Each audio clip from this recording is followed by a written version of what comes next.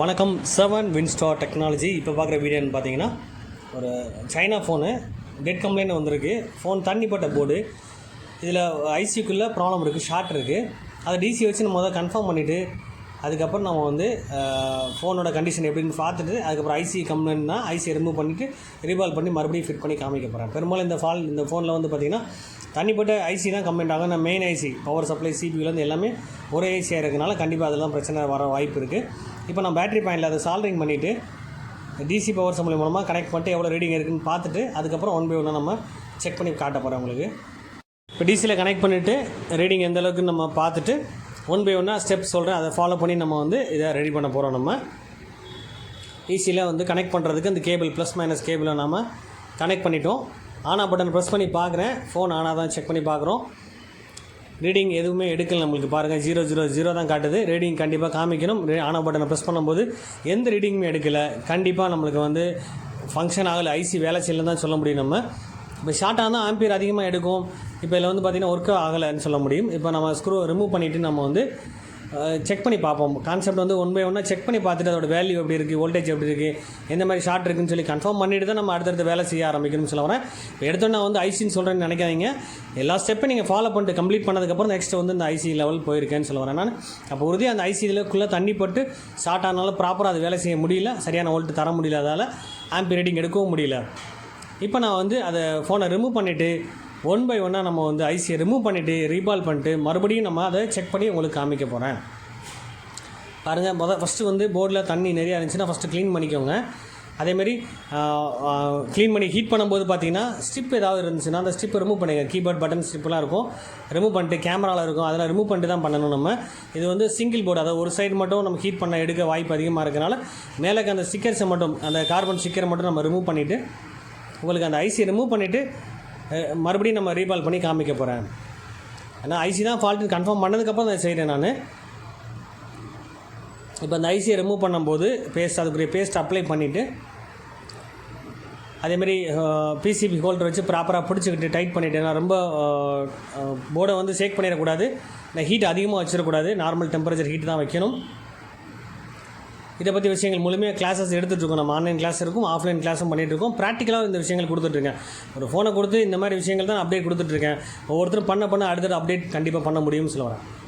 இப்போ உங்களுக்கு ஐடியாக்காக தான் இந்த கான்செப்ட் காட்டுறேன் உங்களுக்கு. இந்த மாதிரி ஒவ்வொருத்தருமே கடைசி லெவல் வரைக்கும் ட்ரை பண்ணணும்னு சொல்ல வரேன். இப்போ ஐசியை வந்து பேஸ்ட் அப்ளை பண்ணிட்டு ஐசியை ரிமூவ் பண்ணுறேன். அப்போ அதுக்குரிய சரியான ஹீட்டை வச்சு பண்ணணும் உங்களுக்கு.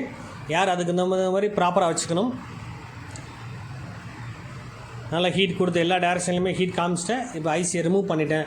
ரிமூவ் பண்ணதுக்கப்புறம் போர்டில் இருக்க அந்த கால்ஸ் வந்து பால்ஸ் பிரிண்ட் கட் ஆகிடக்கூடாது, அதேமாதிரி ஐசியில் இருக்க காலுமே டேமேஜ் ஆகிடக்கூடாது. அதை ப்ராப்பராக செய்யணும், நல்லா ஹீட் பண்ணி ப்ராப்பராக எடுக்கணும்னு சொல்ல வரேன் நான். கண்டிப்பாக பொறுமை முக்கியம். எவ்வளோ பொறுமையாக பண்ணுறீங்களோ கண்டிப்பாக ரிசல்ட் கிடைக்கும். கிடைக்கலாம் அடுத்தது ட்ரை பண்ணிகிட்டே இருக்குன்னு சொன்னேன். ஒரு தடவை முடிய போகிறது கிடையாது, அடுத்த லெவல் செய்ய தான் அடுத்த நாலேஜ் கிடைக்கும்னு சொல்ல வரேன். ரிமூவ் பண்ணியாச்சு.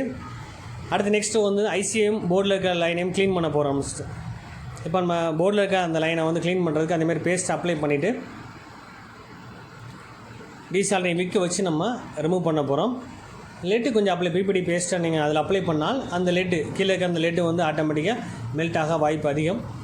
பேஸ்ட் அப்ளை பண்ணாலும் ஈஸியாக வந்து லெட்டு வந்து பிரிண்ட் டேமேஜ் இல்லாமல் பண்ணலாம். இப்போ சால்ட்ரிங் வச்சு பண்ணும்போது சால்ட்ரிங் அதிகமான ஹீட் வைக்காமல் நார்மல் டெம்பரேச்சர் ஹீட் இதுலேயும் சால்ட்ரிங் யூஸ் பண்ணலாம். அப்போ அந்த டெம்பரேச்சர் ஹீட் எவ்வளோ வைக்கணும், எந்த மாதிரி யூஸ் பண்ணணும், அதை பற்றி விஷயங்கள் தான் கிளாஸஸ் எடுத்துகிட்ருக்கோன்னு சொல்ல வரேன். அப்போ ப்ராக்டிக்கல்ன்றது நீங்கள் ட்ரை பண்ணுறது தான். ஜஸ்ட் வீடியோ பார்த்தா மட்டும் வராது. நீங்கள் எந்த அளவுக்கு ரிஸ்க் எடுத்து பண்ணுறீங்களோ, எத்தனை ஃபோனை ட்ரை பண்ணுறீங்களோ அதை பொறுத்து நம்ம அடுத்தடுத்த லெவல் கண்டிப்பாக போக முடியும்னு சொல்ல வரேன். அப்போ ஒவ்வொன்று கொஞ்சம் கொஞ்சமாக நம்ம இந்த லேட்டை ஃபுல்லாக நம்ம க்ளீன் பண்ணிகிட்ருக்கோன்னு சொல்லுவேன். ஃபுல்லாக கம்ப்ளீட்டாக க்ளீன் பண்ணி எடுத்ததுக்கப்புறம் ஃபுல்லாக பால்ஸ் ப்ராப்பராக இருக்கான்னு செக் பண்ணி பார்த்துட்டு அதுக்கப்புறம் நெக்ஸ்ட்டு வந்து நம்ம ஐசியை க்ளீன் பண்ணிட்டு ரீபால் பண்ணி உங்களுக்கு செக் பண்ணி காமிக்க போகிறேன். டீசால்டரிங் விற்க வச்சு நம்ம ப்ராப்பராக வந்து லேட்டை ஃபுல்லாக எடுத்துடணும். அதிகமான ஹீட் பண்ணக்கூடாது. அந்தமாதிரி டீசால்டரிங் விற்கு வந்து குவாலிட்டியான விற்காக இருந்தால் பெட்டராக இருக்கும். பேஸ்ட்டுமே அதேமாதிரி சாதா பேஸ்ட் யூஸ் பண்ணக்கூடாது. நார்மல் சால்டிங் பண்ணுற பேஸ்ட்லாம் யூஸ் பண்ணுறாங்க, கண்டிப்பாக அது யூஸ் பண்ணக்கூடாது. இப்போ கம்பெனி பேஸ்ட், ஆம்டெக் பேஸ்ட் இருக்குது, மெக்கானிக் பேஸ்ட் இருக்குது, ரீலைஃப் கம்பெனி பேஸ்ட் இருக்குது. இந்த மாதிரி கம்பெனி ஐட்டம் எடுத்து பண்ணிங்கன்னா ப்ராப்பராக இருக்கும். அதேமாதிரி பால்ஸ் பிபிடி பேஸ்ட்டுமே ப்ராப்பர் அந்த பிபிடி பேஸ்ட்டாக யூஸ் பண்ணுவோம். கம்பெனி பேஸ்ட் இருந்தால் பெட்டராக இருக்கும். அப்போ எல்லோரும் கரெக்டாக பண்ணுவாங்க. சிலர் வந்து பார்த்திங்கன்னா குவாலிட்டியான பேஸ்ட் லெட் இல்லாதனால இப்போ அவங்களால ப்ராப்பராக பண்ண முடியாமல் இருக்கக்கூடிய வாய்ப்பு இருக்கும். அதனால் கண்டிப்பாக நீங்கள் ஒருத்தரும் ப்ராப்பராக குவாலிட்டியான விஷயங்களை ஃபாலோ பண்ணுங்கள், பெஸ்ட்டாக இருக்கும்னு சொல்லுவேன். இப்போ ஃபுல்லாக கம்ப்ளீட்டாக க்ளீன் பண்ணி பால்ஸை ஃபுல்லாக கரெக்டாக சமமாக எடுத்துட்டோம். நம்ம இதுக்கப்புறம் ஐசியை நம்ம வந்து க்ளீன் பண்ணிவிட்டு ரீபால் பண்ணி உங்களுக்கு காமிக்க போகிறேன். இப்போ எந்த விஷயமா இருந்தாலும் தொடர்ச்சியாக நீங்கள் செய்ய தான் உங்களுக்கு ஐடியாவே கிடைக்கும். நல்லா க்ளீன் பண்ணிட்டீங்க. இதே மாதிரி ஒவ்வொரு ஐசியும் எடுத்து ஃபஸ்ட்டு பழகணும். நீங்கள் அடுத்து நம்ம ஐசியை க்ளீன் பண்ணி பழகணும், அப்புறம் ரீபால் பண்ணி பழகணும். இது ஒன் பை ஒன்னாக ஒவ்வொரு ஸ்டெப்பாக நீங்கள் டெய்லி ரெகுலராக செஞ்சுட்டே இருக்கணும். ஒரே கான்செப்ட்டில் எடுத்தோடனே ஐசியை கழட்டி ரீபால் பண்ணி உடனே நம்ம ஐசியை வச்சு ஆன் பண்ணி வைக்க முடியாது. ஏன்னா ஃபஸ்ட்டு ப்ராக்டிஸ் பண்ணும்போது ஜஸ்ட் நீங்கள் எல்லா போர்டில் இருக்க ஐசியை ரிமூவ் பண்ணிவிட்டு பால்ஸை க்ளீன் பண்ணி பாருங்கள் போர்டில். அதுக்கப்புறம் ஐசிலையும் பால்ஸை க்ளீன் பண்ணி பாருங்கள். டேமேஜ் இல்லாமல் எடுக்கணுமா, டேமேஜ் இல்லாமல் அந்த பால்ஸை கரெக்டாக வைக்கிறோமா, அதை சென்சர்ஸ் வச்சு க்ளீன் பண்ணி அது பண்ணும்போது, அதை ரீபால் பண்ணும்போது ப்ராப்பராக இருக்குமா இல்லைன்னு செக் பண்ணி பார்த்துக்கோன்னு சொல்லுவேன். இப்போ நம்ம ஐசிக்கு வந்து ஃபுல்லாக நம்ம பால்ஸ் எடுக்கலனாலும் ஜஸ்ட்டு வந்து எக்ஸ்ட்ரா வரக்கூடிய பால்ஸ் மட்டும் எடுத்துகிட்டு அதுக்குரிய சென்சில்ஸ் ப்ராப்பராக யூனிவர்சல் சென்சில் தான் யூஸ் பண்ணுறேன். அப்போ யூனிவர்சல் சென்சில் வச்சு நீங்கள் ப்ராப்பராக ப்ராக்டிஸ் எடுத்தீங்கன்னு சொன்னால் அப்புறம் தனிப்பட்ட முறையில் வரக்கூடிய அந்த சென்சில்ஸை வாங்கி பண்ணுறது பெட்டராக இருக்கும். ப்ராப்பராக பண்ணிட்டு எடுத்துகிட்டு அந்த பால்ஸ் கரெக்டாக வச்சுட்டு அதுக்கப்புறம் நான் பிபிடி பேஸ்ட்டை வச்சு கரெக்டாக அப்ளை பண்ணணும். இப்போ நான் அப்ளை பண்ணிவிட்டு அடுத்து ரீபால் பண்ணி காமிக்கிறேன். அப்போ ரீபால் பண்ணுற ட்ரிக்ஸ் நிறையா இருக்குது. அது ஒவ்வொருத்தரும் செய்ய போகிற பொறுத்துன்னு சொல்கிறேன். ஒவ்வொருத்தரும் ப்ராக்டிக்கல் அட்டன் பண்ணுறத பொறுத்துன்னு சொல்ல வரேன். இந்த மாதிரி பிபிடி பேஸ்ட் அப்ளை பண்ணிவிட்டு ஃபுல்லாக டஸ்ட்டு எக்ஸ்ட்ரா இருக்கிறது எல்லாமே எடுத்துடணும். இப்போ அதுக்குரிய பால்ஸ், அதாவது அந்த பால்ஸ் தகுந்த மாதிரி அந்த ஸ்டென்சில்ஸ் யூஸ் பண்ணணும். அப்போ எல்லா இடத்துலையும் யூஸ் பண்ண முடியாது. ஐசியோட அந்த பால் இருக்குது பார்த்திங்களா, அதுக்கு தகுந்த மாதிரி ஹோல்ஸ் இருக்கும். அதுக்கு தகுந்த மாதிரி நீங்கள் அதை அப்ளை பண்ணணும்னு சொல்ல வரேன். அப்போ ஹீட் வந்து கம்மியான ஹீட்டும் ஏர் கம்மியாக வச்சுட்டு நம்ம கொஞ்சம் கொஞ்சமாக ஹீட் பண்ணாலே ஆட்டோமேட்டிக்காக அந்த பால்ஸ் வந்துடும். எக்ஸ்ட்ரா பால்ஸ் வந்தாலுமே நம்ம அதை கிளியர் பண்ண முடியும். பிளேடு கத்தியை வச்சு நம்ம அதை சமப்படுத்திட்டு மறுபடியும் ஹீட் பண்ணி உங்களுக்கு காமிக்கிறேன். இந்த மாதிரி வந்து பால்ஸ் எக்ஸ்ட்ரா வந்தாலும் ப்ராப்ளம் இல்லைன்னு சொல்ல வரேன். தொடர்ந்து அதையும் ட்ரை பண்ணலான்னு சொல்ல வரேன். நான் ஒன் டைம் வரலன்னா நெக்ஸ்ட் டைம் அந்த சமப்படுத்திட்டு மறுபடியும் நம்ம ஹீட் பண்ணி இப்போ பாருங்கள் பிளேடை வச்சு நான் கட் பண்ணி சமப்படுத்தினதுக்கப்புறம் நெக்ஸ்ட்டு கொடுத்தோன்னா ஆட்டோமேட்டிக்காக அந்த எக்ஸ்ட்ரா வந்த பால்ஸ் எல்லாம் போயிடும். ப்ராப்பரான பால்ஸ் எல்லா பால்ஸும் சமமாக கிடைக்க ஆரம்பிச்சிடும். மறுபடியும் ஜஸ்ட் ஒரு ஹீட் கொடுத்தா போதும், தெளிவான அந்த பால்ஸ் வந்துடும். இந்த விஷயங்களும் அதேமாதிரி ரிபால் பண்ணுறது கான்செப்டும் நீங்கள் ஒவ்வொருத்தரும் ப்ராக்டிக்கலாக ட்ரை பண்ணால் மட்டும்தான் ரிசல்ட் கிடைக்கும். அதுமாதிரி குவாலிட்டியான பேஸ்ட்டு, பிபிடி பேஸ்ட்டு குவாலிட்டியாக இருக்கணும், கம்பெனி பேஸ்ட்டாக யூஸ் பண்ணணும்.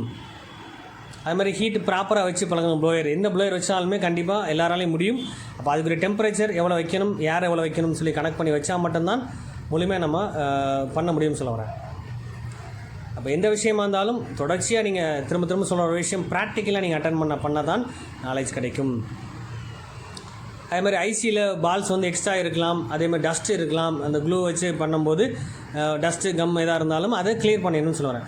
அப்போ எக்ஸ்ட்ரா வரக்கூடிய பால்ஸ் எல்லாம் கிளியர் பண்ணிவிட்டு நீட்டானதுக்கப்புறம் நெக்ஸ்ட் நம்ம வந்து ஐசியை வந்து நான் ஃபிட் பண்ணி உங்களுக்கு காமிக்க போகிறேன். அப்போ ஐசியை ஃபுல்லாக நம்ம க்ளீன் பண்ணிவிட்டு நெக்ஸ்ட்டு அதுக்குரிய பேஸ்ட் அப்ளை பண்ணிட்டு ப்ராப்பராக பால்ஸ் வருதா, எக்ஸ்ட்ரா வந்து பால்ஸை நம்ம கிளியர் பண்ண முடியும்னு அதுக்குரிய பேஸ்ட்டெல்லாம் இருக்குதுன்னு சொல்லுவாங்க. அப்போ இந்த மாதிரி விஷயங்களை வந்து நம்ம வந்து ஆன்லைன்லையும் சரி ஆஃப்லைன் கிளாஸும் நடத்திட்டுருக்கோம். அப்போ ப்ராக்டிக்கலாக பண்ணோன்னா நேரில் வந்து பண்ணிங்கன்னா பெட்டராக இருக்கும் உங்களுக்கு. அதேமாதிரி ஆன்லைன் பண்ணுறீங்கன்னு சொன்னால் நீங்கள் இருக்கக்கூடிய இடத்துலையே நீங்கள் வந்து சொல்கிற ஸ்டெப்பை நீங்கள் ஃபாலோ பண்ணி பண்ணுற மாதிரி தான் நம்ம கிளாஸஸ் பண்ணிகிட்ருக்கோம். வாட்ஸ்அப்லேயும் கிளாஸ் இருக்குது. அதேமாதிரி ஒவ்வொருத்தரும் ப்ராக்டிக்கலாக பண்ணக்கூடிய விஷயங்களையும் நான் வந்து டெஸ்ட் பண்ணி காமிப்பேன். நான் ப்ராக்டிக்கல் சொல்லுவேன், அதையும் நான் ஒவ்வொருத்தருமே வாட்ஸ்அப்லேயே ப்ராக்டிக்கலாக செஞ்சு காமிக்கவும் செய்கிறாங்க. இந்த மாதிரி டெஸ்ட்டு ஒவ்வொரு நாளும் ஒரு டெஸ்ட் கொடுத்துட்டே இருப்பேன். அப்போ நீங்கள் எந்தளவுக்கு ரிஸ்க் எடுக்கிறீங்களோ அதுக்கு தகுந்த மாதிரி நான் டெஸ்ட்டு கொடுத்துட்ருப்பேன்னு சொல்லுவேன். இன்ட்ரெஸ்ட்டாக இருக்கவங்களுக்கு சப்போர்ட் பண்ணுவேன்னு சொல்லுவேன் நான். அப்போ பால்ஸ் ஃபுல்லாக கரெக்டாக வந்துருச்சு. நீட்டாக பேஸ்ட் அப்ளை பண்ணிட்டு நல்லா பக்காவாக எல்லா பால்ஸுமே கிளியர் பண்ணியாச்சு. அப்போ பால்ஸ் எதாவது மிஸ் ஆகிருக்கா, 1-2 மிஸ் ஆகிருக்கான்னு சொல்லி கன்ஃபார்ம் பண்ணிக்கோங்க. கிளியராக இருக்குது அப்படின்னு சொன்னால் கண்டிப்பாக அதுக்குரிய போர்டில் நம்ம ஃபிட் பண்ணும்போது எந்த மாதிரி வேல்யூ இருக்குது, ஃபிட் பண்ணதுக்கப்புறம் எவ்வளோ ரியாக்ஷன் இருக்குது, இதெல்லாம் தெரிஞ்சதுக்கப்புறம் தான் நான் ஃபிட் பண்ண போகிறேன்னு சொல்கிறேன் நான். அப்போ எடுத்து வச்சிட மாட்டேன். கன்ஃபார்ம் பண்ணிவிட்டு ஒரு ஐசியில் ப்ராப்ளம் இல்லைன்னு தெரிஞ்சதுக்கப்புறம், அதாவது தண்ணி போட்டு ஷார்ட் ஆனால தான் பிரச்சனை தெரிஞ்சதுக்கப்புறம் போர்டில் வேல்யூ பார்த்ததுக்கப்புறம் தான் நெக்ஸ்ட் நான் வந்து இந்த போர்டில் அப்ளை பண்ண போகிறேன். அப்போ அந்த ஐசி ரிமூவ் பண்ணதுக்கப்புறம் எந்த மாதிரி வேல்யூ இருந்துச்சு, ஐசி ஃபிட் பண்ணியிருக்குமா எந்த மாதிரி வேல்யூன்னு சொல்லி எல்லா இடத்துலையும் செக் பண்ணி பார்த்துட்டு ப்ராப்பராக பண்ணதுக்கப்புறம் தான் ஐசியை நான் ஃபிட் பண்ணி உங்களுக்கு காமிக்கிறேன். இப்போ ஃபிட் பண்ணும்போது பார்த்தீங்கன்னா அதோட டேரக்ஷன் கரெக்டாக வந்து அதுக்குரிய காடி லைன் கொடுத்துருப்பாங்க, அதை ஃபாலோ பண்ணணும். அது எல்லாத்துக்கும் ஒவ்வொரு ஸ்டெப்பை நீங்கள் ஃபாலோ பண்ணி பார்த்தா தான் ஐடியா கிடைக்கும்னு சொல்ல வரேன். இப்போ நம்ம ப்ராப்பராக அதில் ஃபிட் பண்ணிவிட்டேன். அதுக்கப்புறம் நார்மல் டெம்பரேச்சர் வச்சு ஹீட் கொடுக்க போகிறேன். அப்புறம் 2-3 செகண்ட் கழிச்சு அதிகமான ஏர் கொடுத்து ஹீட் கொடுத்து ப்ராப்பராக ஃபிட் பண்ண போகிறேன்னு சொல்கிறேன். அப்போ போர்டோட டெம்பரேச்சர் எவ்வளோ இருக்கணும், ப்ளஸ் நம்ம ஐசியோட டெம்பரேச்சர், அந்த பேஸ்ட்டோட டெம்பரேச்சர் என்னென்னு தெரிஞ்சிருக்கும்னு சொல்கிறேன். அப்போ ஒரு எக்ஸ்ட்ரா நம்ம திரும்ப ரீபால் பண்ணி வைக்கும்போது நம்ம கொடுக்கக்கூடிய பேஸ்ட்டு வந்து பிபிடி பேஸ்ட் எந்த அளவுக்கு ஹீட் தாங்குமோ அதுக்கு தகுந்த மாதிரி தான் கொடுக்கணும்னு சொல்ல வரேன். அதிகமான ஹீட் கொடுத்தாலும் சரி, இல்லை கம்மியான ஹீட் கொடுத்தாலும் சரி, அது சரியாக ப்ராப்பராக ஒர்க் ஆகாதுன்னு சொல்ல வரேன். அப்போ ப்ராப்பர் ஹீட் என்னென்னு தெரிஞ்சுக்கணும். இது எல்லாமே ப்ராக்டிக்கல் அட்டன் பண்ணால் மட்டும்தான் முடியும்னு சொல்ல வரேன். அப்போ ஐசியை நம்ம நீட்டாக ஷேக் பண்ணி நீட்டாக ஃபிட் பண்ணிட்டோம். நம்ம ஃபிட் பண்ண சரியாக செக் பண்ணிவிட்டு தான் அடுத்து நெக்ஸ்ட்டு நம்ம ஆன் பண்ணி பார்க்கணும்னு சொல்ல வரேன். இப்போ இந்த விஷயங்கள் எல்லாமே வந்து கிளாஸஸில் தெளிவாக சொல்கிறேன் உங்களுக்கு. ஐசியை நான் ஃபிட் பண்ணதுக்கப்புறம் அதுக்கப்புறம் ஆன் பண்ணி உங்களுக்கு செக் பண்ணி காட்டுறேன் உங்களுக்கு. அது ஒர்க் ஆகுதா இல்லையான்னு சொல்லி கன்ஃபார்ம் பண்ணிடுவோம் நம்ம. அப்போ இந்த மாதிரி பிரச்சனைகள் வரக்கூடிய ஃபோன் நிறையா இருக்குது. இந்த மாதிரி விஷயங்கள் எடுத்து நீங்கள் ஒவ்வொருத்தருமே ப்ராக்டிக்கலாக செய்யணுக்காக தான் இந்த கான்செப்ட் எடுத்துருக்கேன் உங்களுக்கு. நம்ம சைனா ஃபோனை வச்சு எடுத்து காட்டுறீங்களா சார் நினைக்கலாம். ஆனால் நீங்கள் ஃபஸ்ட்டு பேசிக் வந்து எடுத்தோன்னே ஆண்ட்ராய்ட்லேயோ ஐஃபோன்லேயே போய் நீங்கள் வந்து ரிஸ்க் எடுக்கக்கூடாதுன்னு சொல்ல வரேன். எல்லோரும் பெரும்பாலும் அதான் ரிஸ்க் எடுக்கிறாங்க. ஃபஸ்ட்டு வந்து சைனா ஃபோன் கீபேட் ஃபோன் எடுத்து ட்ரை பண்ணுங்கன்னு சொல்கிறேன். அந்த ஃபோனை ரிஸ்க் எடுத்து நம்ம ஆன் பண்ண வைக்க முடியுதா, ஃபால்ட்டு கண்டுபிடிக்க தெரியுதான்னு செக் பண்ணிக்கோன்னு சொன்னேன். அதுக்கப்புறம் நீங்கள் ப்ராப்பராக நீங்கள் செஞ்சு பார்த்தீங்கன்னு சொன்னால் கண்டிப்பாக 100% ரிசல்ட் கிடைக்கும்னு சொல்லுவாங்க. அப்போ எல்லாருமே எடுத்தோடனே ஃபஸ்ட்டு பண்ண முடியாது. யாராக இருந்தாலும் சரி, தொடர்ச்சியாக நீங்கள் பண்ணதான் எக்ஸ்பீரியன்ஸ் கிடைக்க தான் நாலேஜ் கிடைக்கும்னு சொல்லுவாங்க. மறுபடியும் நம்ம வந்து ஷார்ட் மற்ற விஷயங்களை செக் பண்ணி பார்த்துட்டு எல்லாம் ப்ராப்பராக இருந்தனால தான் இப்போ டிசி பவர் சப்ளை கனெக்ட் பண்ணிட்டு உங்களுக்கு ஆன் பண்ணி காமிக்க போகிறேன். இது மாதிரி ஒவ்வொருத்தரும் ப்ராக்டிக்கலாக அட்டன் பண்ணுங்கள். உங்களுக்கு கிளாஸ் அட்டன் பண்ணணுன்னா வாட்ஸ்அப் நம்பர் தரேன், அதை நீங்கள் ஃபாலோ பண்ணுங்கள்.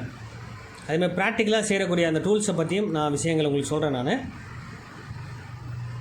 இப்போ இந்த ஃபோன் வந்து நம்ம வேல்யூலாம் செக் பண்ணி பார்த்துட்டோம். இப்போ டிசியில் கனெக்ட் பண்ணிட்டு சப்ளை கொடுத்து ஆன் பண்ணி செக் பண்ணி காமிக்கிறேன் உங்களுக்கு. ஆனா பட்டன் ப்ரெஸ் பண்ணி பார்க்கும்போது ஆம்பியர் ரீடிங் எடுக்காமல் இருந்துச்சு. ஆனா பட்டன் ப்ரெஸ் பண்ணுறோம், செல்ஃபோன் ஆன் ஆகிடுச்சு, ரீடிங் எடுக்க ஆரம்பிச்சிருச்சு. இந்த வீடியோ பிடிச்சிருந்தா லைக் பண்ணுங்கள், ஷேர் பண்ணுங்கள், கமெண்ட் பண்ணுங்கள், சப்ஸ்கிரைப் பண்ணுங்கள், பெல் பட்டனை மறக்காமல் கிளிக் பண்ணுங்கள். அடுத்தது அப்டேட்ஸ் நான் நிறையா கொடுக்குறேன் உங்களுக்கு. அதேமாதிரி கமெண்டில் வந்து உங்களுக்கு என்ன மாதிரி வீடியோஸ் வேணும்னு சொல்லி கேளுங்க. அதுக்கு தகுந்த மாதிரி நான் வீடியோஸ் ரெடி பண்ணி தரேன். Thank you friends.